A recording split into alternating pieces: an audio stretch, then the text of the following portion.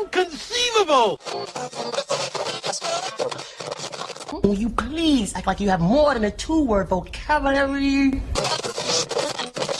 Is there air? You don't know! And now, a yak. Yak!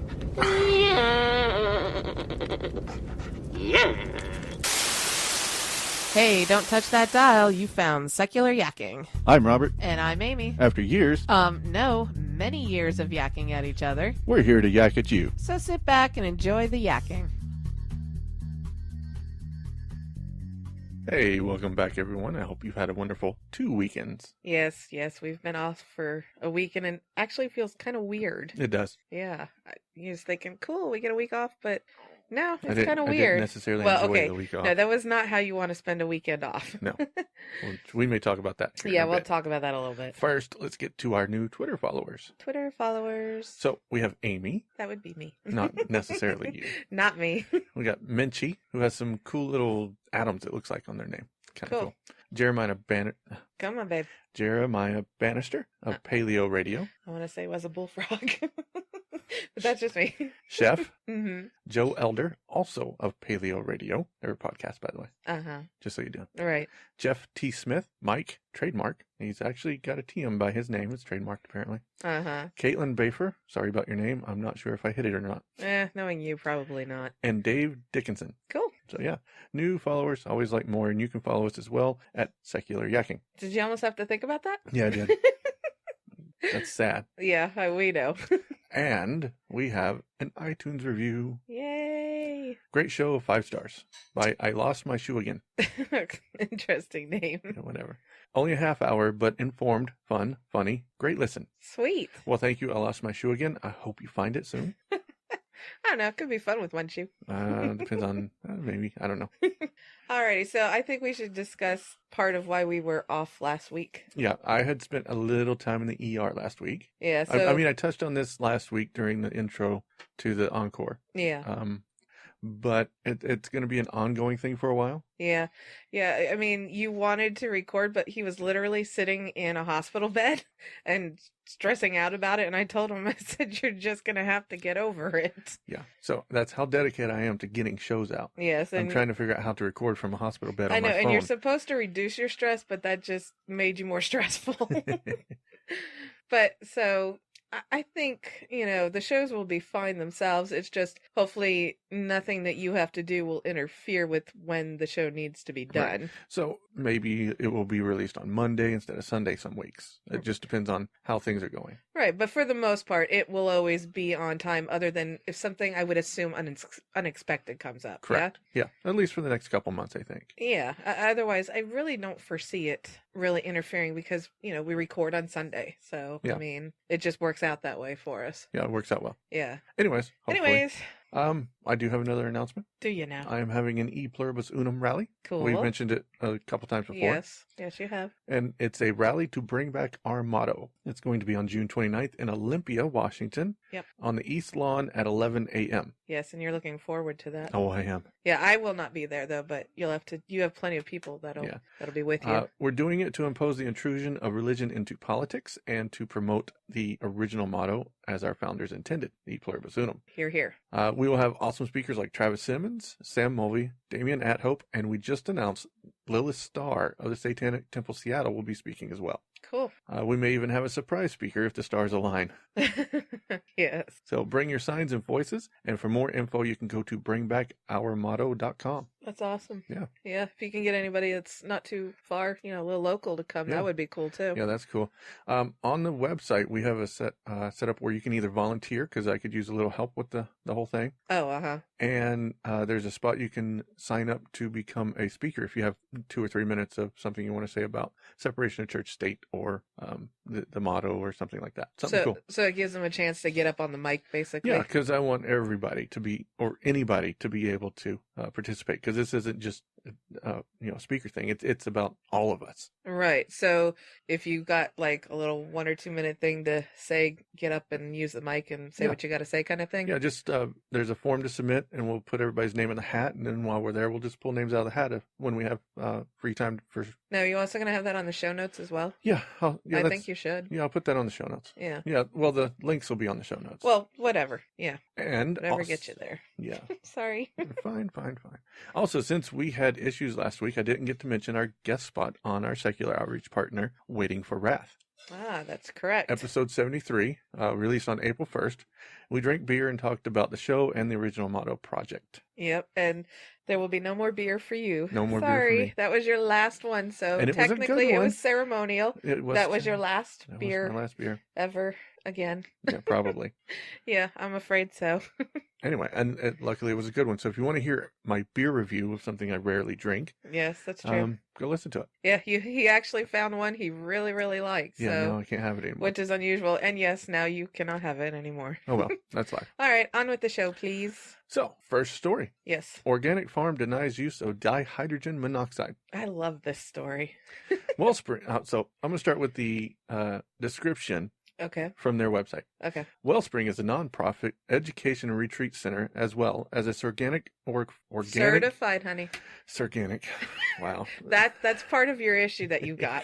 It's a certified organic farm. And CSA, Community Supported Agriculture, whose mission is to inspire and teach people to grow, prepare, and eat healthy food. In so doing, we transform food systems and build community. But earlier this week, we were called out on using dihydrogen monoxide. They were called out. Yeah. So Thomas Shear, who is runs, I forgot the name of the thing. I meant to write it down. It's a scientist. I'll get the link and put it in the show notes. Uh-huh. Anyway, he went on their Facebook page and gave this review. I heard they use dihydrogen monoxide in their food. How can they be organic but have chemicals in them? And this is his profession? Tell me that's not his I mean, he works. What, Thomas Shear? Yeah. No, What is it? He's a blogger. Oh, okay. So, Okay. yeah. Okay. So- But still, hello. Okay. So he did that on All right. purpose. So let's go Okay, through it. okay, So go Wellspring responded, "Hi, Thomas. Angela here, Wellspring exec. I have checked with our founder who has been on property since we started the first CSA, and we have never had that chemical on our property." Oh, okay. I'm getting it now. Okay. And Thomas says, "Oh, sorry. May I ask, what does Wellspring hydrate their produce with?" So he already knew what he was Oh, saying yeah, before he asked the absolutely. question. Yeah, this is a pretty thing. And Wellspring goes, it's called water, artisan well water to be exact. And they go on about how people love the taste of their water. They end with this comment: "While the chemical is allowed in organic certification, many farmers refuse to use certain things, and we are one of them." Then someone pointed out that DHMO is the main ingredient in Roundup, and they got really defensive, Okay. stating, "We are also anti-Roundup. So no, once again, you all must be thinking of some other farm because we clearly are not that farm. Roundup is clearly not benefiting any of us or our planet." So do they still not know? No, they don't know. How do they not know? I mean, So It's water. Yeah. That's what it is. well, this is about the point that they realize No, I it's know water. that, but So, and one of my favorite comments of all time on this entire thread was Kim, who said, "What kind of sorcery are you using to grow your crops without dihydrogen monoxide?" the fact that they don't know that dihydrogen monoxide is just water, and I find it very entertaining that they said, no, we don't ever Well, use they were something like adamant that. about not using dihydrogen monoxide. That's Right. nowhere near. It doesn't ever touch our lands, Yeah. basically. So, and then they finally figured it out. And But in their defense, sort of ish, I've actually Most- heard this from several other people who don't realize just because it has a chemically sounding kind of a name that they think it's all bad and dangerous when it's just something as simple as like water. right. So yeah, they finally figured it out. And April Fool's was last week, they said. Long day and previously stated ours is extra special because it's artisan well water. Don't even get me started on that. But the last post was the most telling for me. Okay. I didn't do my homework, and my only excuse is that I was passionate about ensuring clarification of what we do. Okay. So here's my issue with this. Okay. And here's what is the problem with this anti-science, anti-GMO. Right, I get They it. go to, so like, I know exactly what they did. They went to Google, they typed in dihydrogen monoxide. Uh-huh. They clicked on the first link. First link is a parody site. you have to know what you're clicking on. You just don't pick the first thing you see. Right. But it looks scientific. It looks exactly like the kind of sites they would visit. Right. That would say, oh, this chemical's horrible. This stuff is just horrible, right? Here's some the description that the site gives for DHMO, Okay. which is a colorless, odorless chemical compound, also referred to by some as dihydrogen oxide, hydrogen hydroxide, hydronium hydroxide, or simply hydric acid. Its basis is highly reactive hydroxyl radical, a species known to mutate DNA, denature proteins, disrupt cell membranes, and chemically alter critical neurotransmitters. The atomic components of DHMO are found in a number of caustic explosives, poisonous compounds, such as sulfuric acid, nitroglycerin, and ethyl alcohol. So that's what they read on that first That's what page. that is the first paragraph on that page. They read this and said, oh my goodness, it's in all this horrible stuff. It's really sad. Right. So this is my problem with this kind of thinking. Right. It's just crazy. No, I still have the issue with I mean, it's all free speech and everything, but that you're allowed to post. I just actually corrected myself in my own head when I was saying this, that you're allowed to post things that are so incorrect. And I'm thinking, wait a minute, that's like the majority of stuff posted online. Yes. So I was already correcting myself in my head while I was saying the words. Yeah, but the thing is, Like false advertisement. that site, the DHMO site, Uh-huh. is absolutely honest about what they're saying. Everything they say in there is true, Uh-huh. right? But they don't say water does this. They say DHMO. And it's... I was going to say, it depends on what compounds you mix them with. Exactly. Water itself is fine. Yeah. Unless you ingest tons of it or you try and inhale it. Right. Well, we don't breathe that stuff. But yeah, I mean, anything within itself is an entirely different thing. Once you mix it with some other component, you've created a whole nother thing. Right. And that's exactly what bothers me about their lack of research. It's the same thing that happened a couple years ago with Subway, with that plasticizer. Oh. It's the exact same thing. No one cared that it's designed for this particular Right. purpose. Everyone said, oh no, they put plastic in their bread. Right. I know people personally who said, well, I'm not eating at Subway. They put plastic in their bread. Right. Because it's the same stuff they use to fluff up yoga mats. Right. It's just the same That's chemical, right. It was right? for yoga mats. And they said, well, they put yoga mats in their bread. No, that's not what they put in their bread. They put a chemical that's also used in yoga Which mats. just proves they do not even grasp the concept of, the way science works. Right. They just see the strict black and white. They don't understand you mix your colors to Right. get different things. Yeah, it's ridiculous. I mean, it's just frustrating. All right, I think I'll move on. Yes, please do. Hi, I'm Dina, writer and creator of secularscarlet.wordpress.com blog. With a passion for archaeology and humanities, you can find many subjects addressed, including atheism, religion, women's issues around the world, and articles hitting our news. Come on over and check out what is on my mind this week. Church tracks down former member, threatens action if she doesn't divorce her wife. So the church hunts this person down and tells her to divorce her wife? Well, let's get into it. Okay, When the fine. First Baptist Church of Bostic, North Carolina, learned that one of their former members, Kelly Toney, is in a loving, committed marriage with another woman, the church took it upon themselves to intervene. Of course they did. Did it matter that Kelly hadn't attended this church in 15 years? What? Of course not. That's crazy. Yeah. In a letter, the church asked Kelly to, quote, see the light and admit her sins and divorce her wife.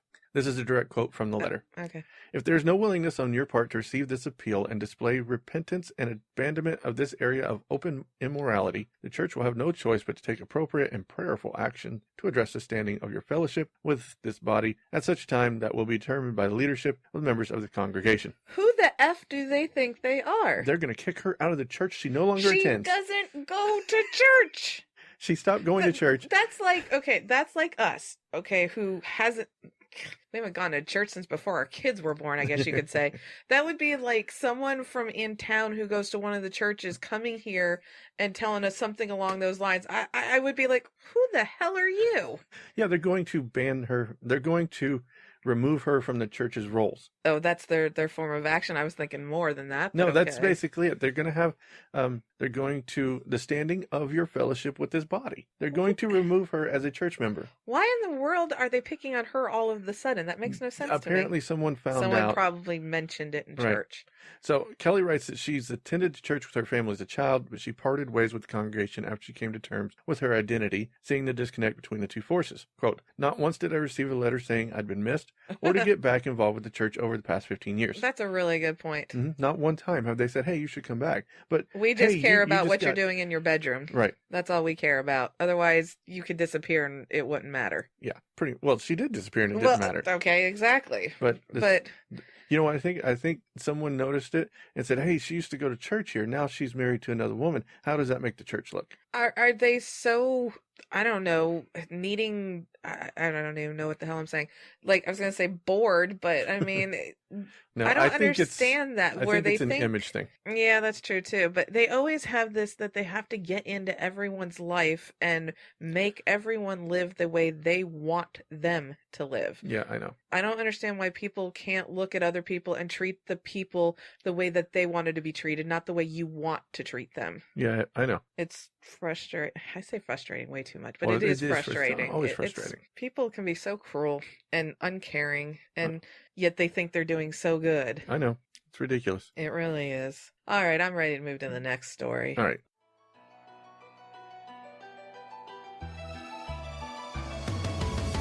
If you're like me, you may have been a fan of shows like Ghost Hunters, Paranormal State, or Ghost Adventurers, but at some point you said to yourself that these shows are complete crap. They're superstition masquerading as science.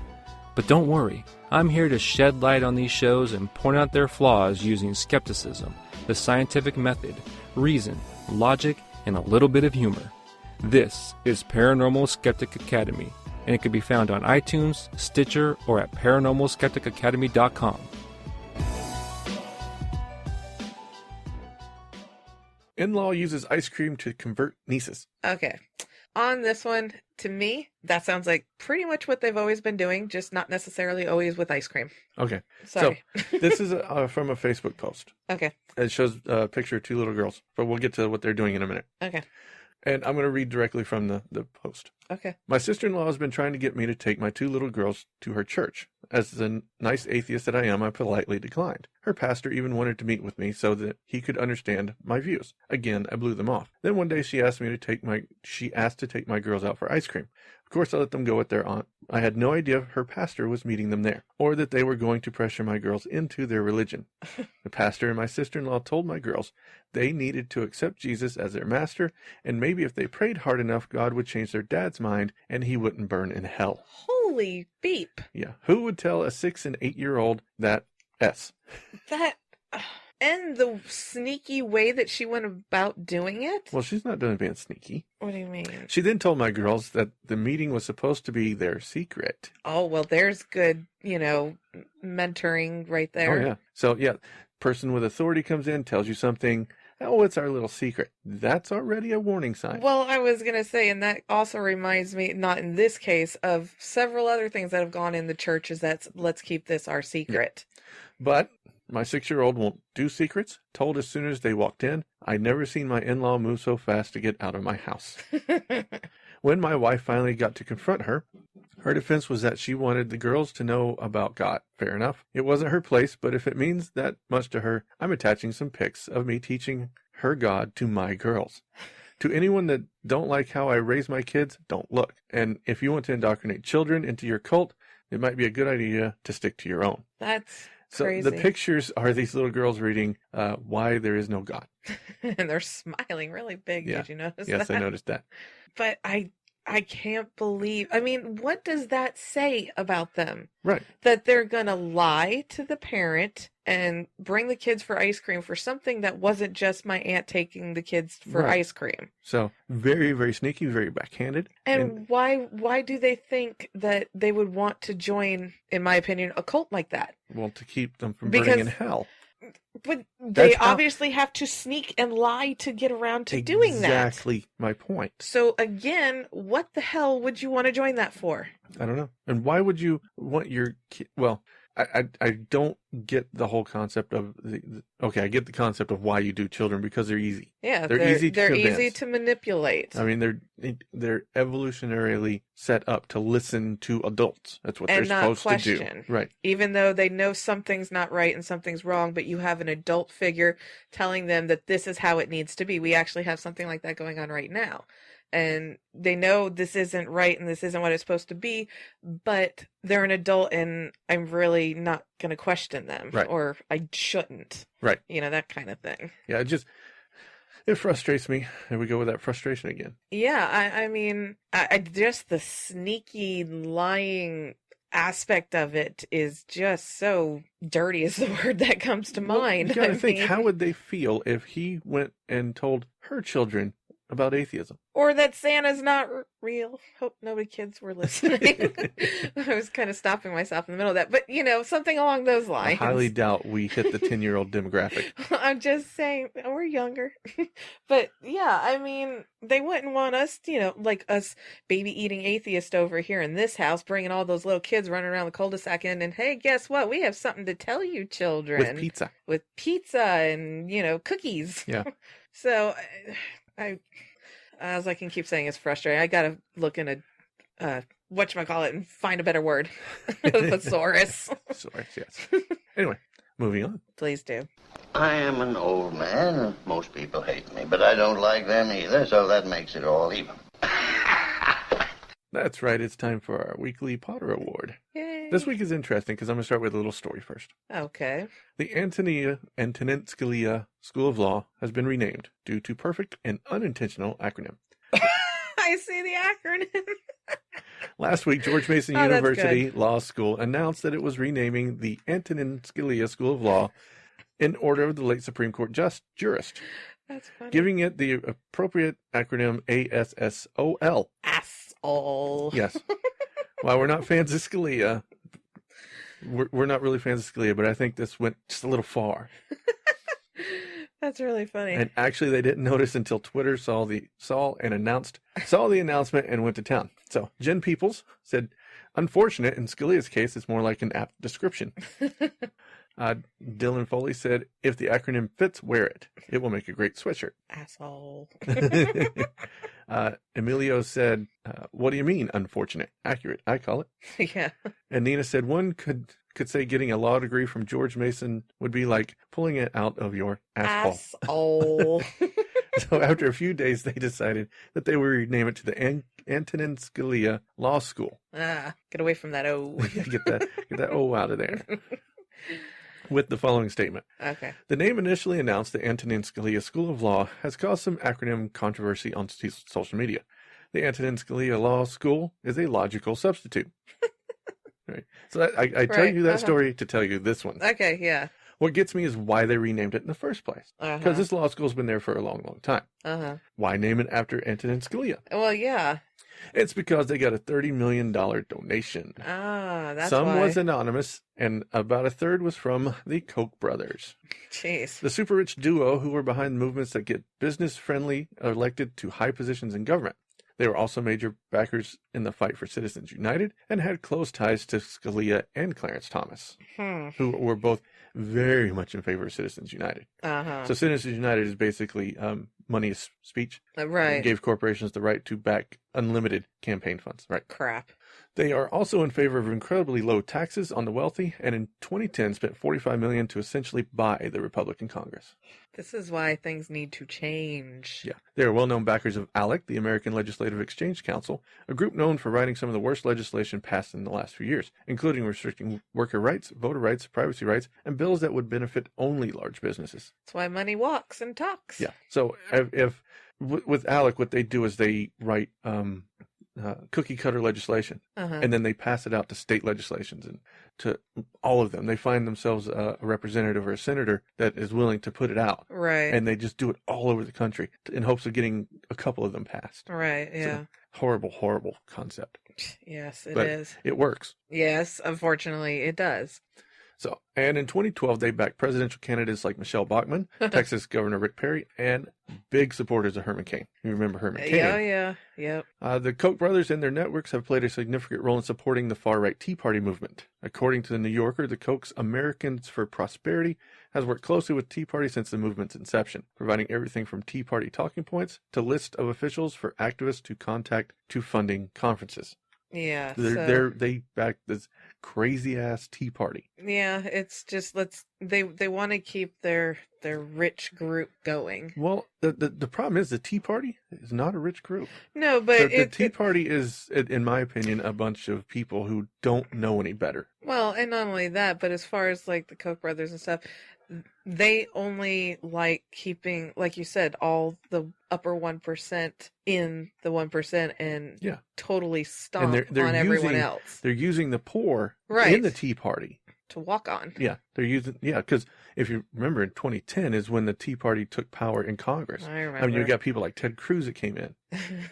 And he's the epitome of what is wrong with the Tea Party.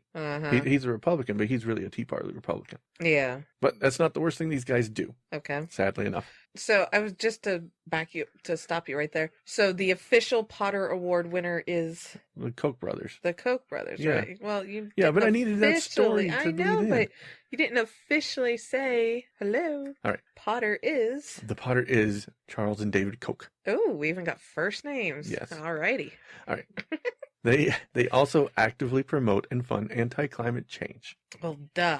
With $79 million, they have quietly funneled to climate denial front groups that are working to delay policies and regulations aimed at stopping global warming. And how old are the Koch brothers? They are in their 70s. So They're pretty old. Are 60s their and 70s. offspring in the same mindset by any chance? I don't know. Because are they going to die soon and No, stop doing this, they've- or is their offspring going to follow along? They've probably financed some sort of way to stay alive forever.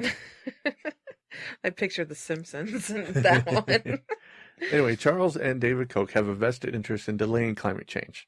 They have made billions from their ownership and control of Koch Industries, an oil corporation that is the second largest privately held company in America, which also happens to have an especially poor environmental You record. think? Yeah, they had some serious fines back in the 90s. They're just what gets in my pocket. I don't care who we have to stomp on to get there. Yeah, I agree. Which is And why they're a Potter, because that's very Potterish. Yeah, it's very, very Potter. Yeah, I don't care. Everyone lay down while I walk over you so I can get to where I need to go. Exactly. Or, slaves row faster. I want to water ski. That's basically what they are, Yeah, which is why I picked them. I think it works. And that's all the yakking I got for you this week. Yes, and we will be back again, probably, more than likely, on time next week. Yes. We always like to hear your feedback, so leave us a voicemail at 704-802-YAK or an email at podcast@secularyakking.com. More input. All comments are welcome. We like to hear the good, the bad, and the ugly. You also can find us on Facebook, Twitter, YouTube, and Google+. If you like our show, head over to your podcast directory of choice and leave us a 5-star review. If you really like the show, support the show on our Podbean patron page. I'd buy that for $1. And we'll be back next week with more yakking to please your eardrums. This show is a member of the Secular Outreach Network, an affiliation of Secular Media Producers. Learn more at secularoutreach.com.